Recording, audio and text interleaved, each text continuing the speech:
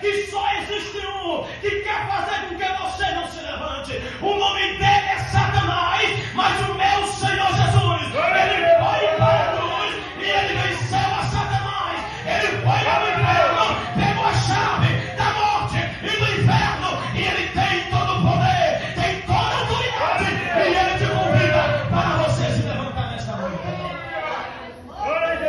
E o interessante, irmão, aleluia, é que está